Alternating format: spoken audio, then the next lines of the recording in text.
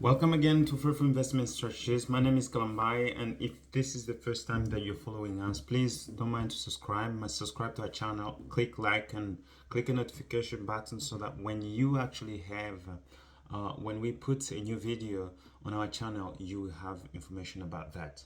That being said, I want to talk about engineering because this is one of the most important um, field that I think that should be actually taken, and people ignore it most. So I, as myself, I'm an engineer construction manager, and I want to really take that field because I can see that our community as Africans, we neglect more engineering. We do not take that engineering seriously. Most of our parents or most of other people, they do other things, and they're not interested in doing engineering. But engineering is really one of the best field that actually you can train your children in, and it's one of the field that can actually bring much more development to the nation. That's what I've tend to know. But most of the people are scared because of mathematics and science that comes with it. But I can say that out of experience, it's just a matter of learning and adapting to yourself, and then you become much more progressive. So I will try to compare our societies. If you look at the Chinese, for example, they have invested heavily in technocracy, engineering. Engineers in railway, engineers in roads, engineers in healthcare, engineers in whatsoever. Just say it, they have it. That's how the Chinese have invested themselves heavily in. And what happened? Every society, before it can actually bring development to itself, it starts by best engineers. It starts by the best engineers. I'm going to show you an article or just some people actually um, giving their comments in terms of engineering. And I want to see Japan after World War, because Japan was destroyed, literally destroyed after World War II. But how did it climb up? So I'm going to read just a small article with you, which is actually an and that is actually Cora. And you can see after World War II, German split in half. West became concerned about the threat of communism, so the nation decided to rehabilitate West Germany and Japan by reinstating corrupt individuals in charge and allowed them to use stolen loot and rejuvenate the economy, and investing millions of dollars into their respective industries through Western investors. This was done intentionally to transform Germany and Japan into a post-war economic anti-communism bulwark against Soviet Union, thanks to West effort, and Japan eventually become engineering hubs to the world. Well, I'm not sure about the political stand, but I'm just reading common comments here. How does Germany produce so many great engineers and scientists? I worked with German engineers and scientists for many years in the US and in Germany. What I observe is that Germany's society has high respect for engineers and scientists. For many German people aspire to become successful in this field. They also have educational system that encourages early specialization. There is also a lot of collaboration between industry and universities, where industry funds university projects and students are soon exposed to real-world problems. See, from early on, Germany actually invests a lot more on engineers. They invest more on engineers. They put a lot of money in engineers, and the company are there to help actually support the engineers. And this actually brings the Germany society even on top. I've gone on German roads that are the best roads in Europe. I have seen German trains that are the best trains in Europe. They have the best technology. They have all these big companies, BMW. What is that? It is engineering. They have mastered engineering. These people have mastered engineering, and that's the reason they control Europe. But what happened to Africans? Most of the Africans, I'm not gonna denigrate Africans. I love my fellow Africans. I love them so much. And if you're an African out there, please do not take this against you. But what I've seen, actually, most of the people is that most of the people have gone into healthcare, not in healthcare as doctors, as nurses. No, they have kind of gone on the lower base of healthcare because that is where they can earn a lot of money. Not a lot of money, but easy money. We're talking about easy money. And that's where most of the people have ended up on the lower base of healthcare. And when COVID came, many Africans actually they were affected. Why? Because they are the most that's the most vulnerable group of people. They were working in the hospitals and they were trying to help. I understand that they're trying to do that, but they were much more exposed. But look at those people who were highly educated. They were well hiding into their offices, hiding into their houses. They were just relaxed. Why? Because, well, they got their education high and then they invested heavily in their children. They invested heavily in themselves, and they got themselves actually to a level whereby they can get themselves protected in terms of that.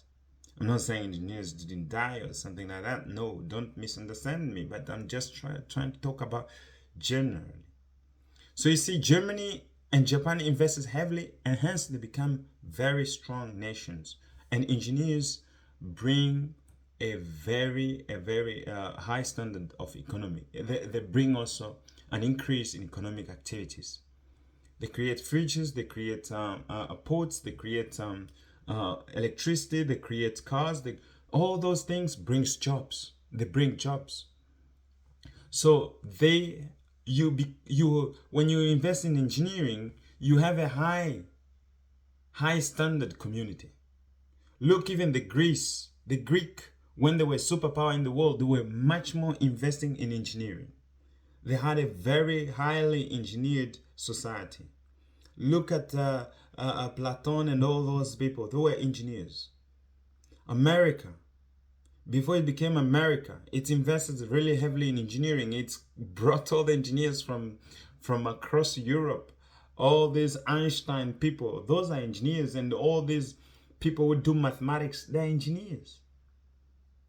You see? So America bought all of them, and they went to America and they settled there, and America treated them well, respected them well.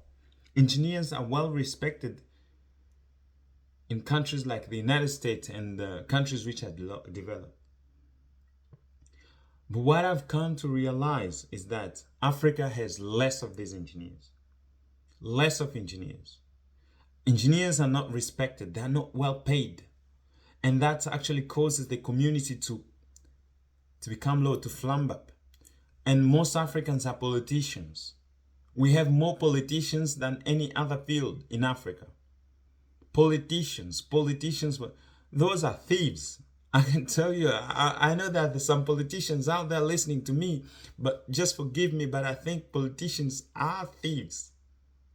Because they can steal you with a pen. And that's what they do. Lawyers are good, but politicians are the worst. So Africans have invested heavily in politicians, and we have politicians who can actually not help our economy. They cannot create jobs. They cannot give us actually a prosperous community. Because those are just, they're technocrats. They're what? They're not technocrats. They're just office people. People who do not really care about bringing effective solutions to the community. And that's really leads to actually a failure in society. Look at China. It has invested heavily in engineers. China has more engineers every year. It produces, I don't know, up to 600,000 engineers every year, more than the United States. So these facts are not really written on the stone, but you can actually do your own research. So China has more engineers than any other part in the world, and that's why they have the best cars. Yeah, the Chinese electric cars are the best in the world. They produce the fridges, they produce the planes, they produce the everything that you need. You can get it in China. Watches, everything that you need. Agriculture, they are going there. Minerals, they are going there. Why? They invested heavily on engineering. So I'm thinking, if you're gonna influence somebody who is seated close to you, the world tomorrow, actually, the developing of the world tomorrow is about engineers. Engineering is one of the most really well-paid field as well, or respected as well. Or for that sense, I can say it's really a good field to get people to think and to bring solutions to the community. So I'm not against people who actually do other fields, but I think engineering it's something we should encourage people to do and teach them from early on. Really teach our children to actually know how to solve problems from early age on, and that's what Germans do. That's what Chinese do. That's what Japanese do. And you can see this society are really high standing societies. They're high standing societies. I know today you can do anything and you can become anything, but let us think about the society that we live in and how we can impact it, because that is very important. And engineering is this. It's you impact. Imagine you taking water from a river, and then you are taking it down or up to a city which lays down up hills. So these kind of solution-oriented people, that's what the society need. The society need engineering to actually solve solutions of the people. People are lacking water. See how many people are lacking water in the world, especially in Africa. A lot of people are lacking water. They have to travel for half a day just to go and fetch water. Half a day is gone. When are they gonna eat? When are they gonna go to the field? When are they gonna do other things? If somebody has to fetch water for so long. See, lack of ingenuity, and more politicians, speaking blah blah blah blah. And then when people just keep speaking, you don't bring solutions actually to the community, and the community is just dependent on low level. It's really just a low community. Why? Because there are not people there to pre-think of solutions that can really help the society. And I think that's how Europe developed. When Europe was starting to develop, even Germany, when it started to develop, it was actually engineers who came in and brought solutions. The likes of Einstein, the like of all those great engineers of our time, they brought understanding of the quantum and all those things, understanding, thinking, and bringing solutions, sick people, bringing solutions to help sick people, to help people around. To engineers just bring solutions to the community, and they solve problems. And that's what I like about it. They're problem solvers. They're not speakers. Like people sit in the parliament, Madam Speaker, lawyers, not lawyers but politicians. I really feel pity for politicians sometimes.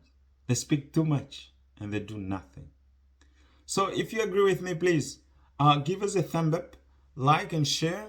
You can go. So I'm just working home, so I just wanted to actually show you my home office as well.